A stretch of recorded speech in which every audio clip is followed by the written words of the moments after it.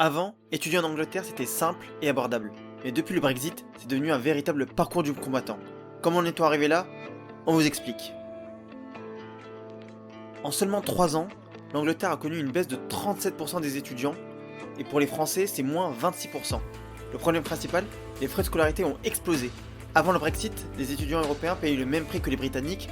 Maintenant, c'est entre 14 000 et 46 000 euros par an et par élève. Et ce n'est pas tout. Un visa est désormais obligatoire, des tests d'anglais comme l'IELTS ou le TOEFL sont aussi demandés, ainsi que des preuves de ressources de 16 000 euros minimum pour Londres. Avant, Erasmus finançait plus de 10 000 étudiants français par an en Angleterre.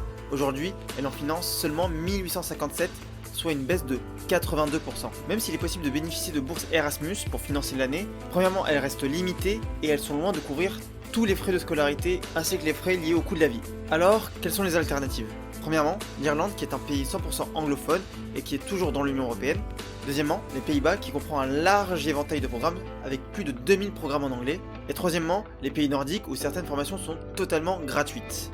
Alors, étudier en Angleterre en 2025, est-ce toujours une bonne idée ou est-ce trop cher et trop galère? Donnez-nous votre avis en commentaire et abonnez-vous pour plus d'actu.